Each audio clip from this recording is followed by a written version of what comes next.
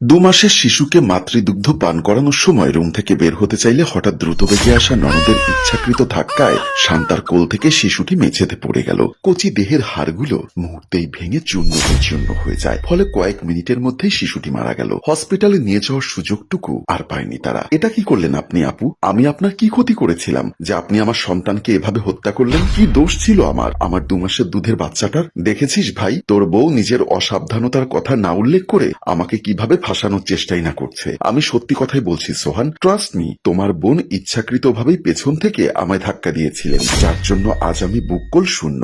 এই মেয়ে, মুখ সামলে কথা বলো, না হলে কিন্তু সত্যি বলছি আমি, সেই শুরু থেকেই আপনি আমায় সহ্য করতে পারেন না। সোহান, তোমার বোন মানুষ নয়, অমানুষ একটা নারী। সে তো কখনোই মা হতে পারবে না। তাই বোধহয় উনি অন্যের মাতৃত্বের সুখও দেখতে পারেননি। ডিভোর্সি বন্ধা মেয়ে কোথাকার। চোখের অশ্রুতে বিসর্জিত হয়েই কথাগুলো বলল শান্তা। কিন্তু শান্তার এরূপ কথা তার স্বামী বা অন্য কেউ একদমই বিশ্বাস করেননি। সন্তান মারা যাওয়ার বেদনায় শান্তার স্বামীও এখন নিস্তব্ধ। তবে সোহানু পরিশেষে বোনের কথায় রেগে গিয়ে নিজের স্ত্রী শান্তাকেই সন্তানের মৃত্যু নিয়ে দোষারোপ করে। পরিবারের প্ররোচনায় বেশ একটা মারধর পর্যন্ত করল, যা মুখ বুজে সহ্য করে নিয়েছিল শান্তা। মা বাবার পছন্দ করা পাত্রকে ঠুকরে বরিশাল থেকে সোহানের হাত ধরে ঢাকায় পালিয়ে এসেছিল সে। তারপর মিরপুর সোহানের বাড়ি হয়ে ওঠে তার একমাত্র স্থায়ী নিবাস। স্টোর রুমের ঠান্ডায় মূলত প্রতিনিয়ত কেঁপে উঠছিল শান্তা। সেই সকালে তাকে মারধর করে এখনো আটকে রাখা হয়েছে। ব্যথায় বারবার কুকড়ে উঠছে। কখন ঘুমিয়ে পড়েছিল জানেন না। কিন্তু এই যন্ত্রণা যে শান্তার কাছে এই মুহূর্তে কিছুই নয়। তবে সন্তান হারানোর বেদনা কেন যেন শান্তাকে ধীরে ধীরে মৃত্যুর অনুকূলে নিয়ে যাচ্ছে। বেঁচে থাকার আস্থাগুলো প্রতিনিয়ত হারিয়ে ফেলছে। নিজের ননদের কথা ভাবলেই শান্তার শরীর শিউরে ওঠে। ননদ যে এতটা নিষ্ঠুর ও জঘন্য হিসেবে একসময় নিজ পরিচয় দেবে, সেটা কল্পনারও শত বাহিরে অবস্থান করছিল শান্তার। হঠাৎই কেউ দরজা খুলে ভেতরে প্রবেশ করে, যেটা মূলত শান্তার ননদই ছিল। এসে প্রথম পেছন থেকে শান্তার চুলের মুঠি ধরল। এরপর পেছনের জিনিসপত্রের সাথে ঠ্যাস মেরে তীক্ষ্ণ গলায় বলে উঠল, আমাকে সবার সামনে ডিভোর্সি বন্ধা মেয়ে বলেছিলি তাই না? হ্যাঁ, আমি তোকে সেই মুহূর্তে সম্পূর্ণ ইচ্ছাকৃতভাবেই ধাক্কা দিয়েছিলাম। তোর হাতেই তোর সন্তানকে আমি জন্মানোর 2 মাসের মাথায় পরদুনিয়ায় পাঠিয়ে দিলাম। এটা তো জাস্ট খেলার শুরু মিসেস শান্তা। কথাগুলো বলার পরপরই শান্তার ননদ চলে গেল। নিস্তব্ধতা বিরাজমান শান্তার মনে। কোনো কিছুই না বোঝার উপক্রম তার। কি হচ্ছে তার সাথে এসব? কেনই বা নিজের ননদ তার সাথে এমন করছে? কিছুই যেন ঢুকছে না শান্তার মাথার গহীনে। সবকিছুই ঘোলাটে ঝাপসা লাগছে তার নিকট। ডুকরে ডুকরে কাঁদছে শান্তা। হঠাৎ আবারও দরজা খোলার শব্দ শুনে এবার একটু নড়ে চড়ে উঠল সে। অতএব দরজা খুলে ভেতরে প্রবেশ করল সোহান, যাকে দেখা মাত্রই শান্তা উঠে দাঁড়িয়ে একটা বারের জন্য হলেও জড়িয়ে ধরার চেষ্টা করেছিল। কিন্তু শান্তা ব্যর্থ হয়। খবরদার, তুই আমার কাছে আসার একদম চেষ্টা করবি না। আমার নিষ্পাপ সন্তানের খুনি কোথাকার।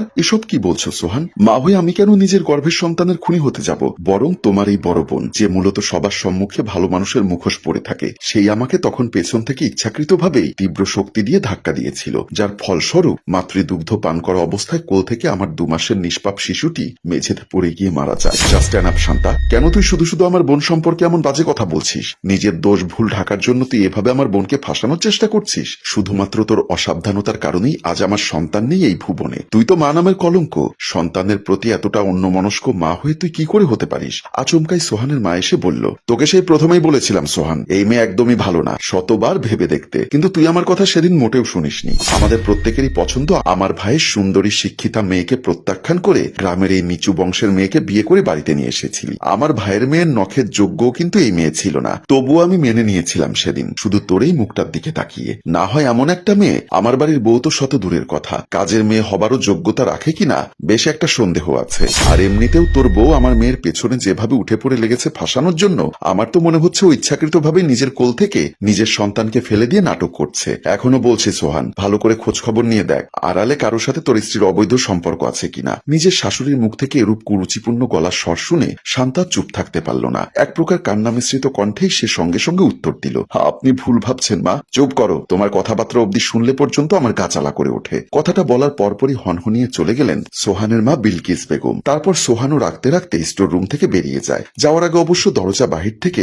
পূর্বের ন্যায় আবারও আটকে দেয়। অসহায়ত্ব বোধ করছে শান্তা। কষ্টও হচ্ছে বেশ, এটা ভেবে শেষ অবধি কেন নিজের ভালোবাসার মানুষ তার কথাগুলো একটু হলেও বিশ্বাস করেনি। সিজারের সন্তান হয়েছিল শান্তার। সেলাইয়ের স্থানে বেশ একটা যন্ত্রণাও হচ্ছে তার। আজ বেশ কয়েকদিন যাবৎ স্টোর রুমে এভাবে পড়েছিল শান্তা। তবে বাড়ির সমস্ত কাজকর্মে শান্তাকে যেন তারা খাটিয়ে মারার আপ্রায়ণ চেষ্টা করেই যাচ্ছে। এভাবেই প্রতিনিয়ত বিভিন্নভাবে হেনস্থা অপমান অত্যাচারে বেশ খানিক মাস কেটে গেল শান্তার। তবে আজ যখন বাড়িতে নিজের স্বামী সোহানের সাথে তার মামাতো বোন ফারিয়াকে দেখল, তখন কেন যেন অজানা ব্যথা ব্যথায় শান্তার অন্তর্মহলে কম্পনের সৃষ্টি হলো। ফারিয়া সোহানকে হালকাভাবে জড়িয়ে ধরেই বলল, ফুপি, আজ আমি খুব খুব খুব খুশি। তুমি জানো, সোহান আমাকে বিয়ে করার জন্য রাজি হয়েছে। যা শোনা মাত্রই চোখ থেকে অশ্রুর সূত্রপাত ঘটে শান্তার। নির্বাক হয়ে মেঝেতে ধপ করে বসে পড়ল।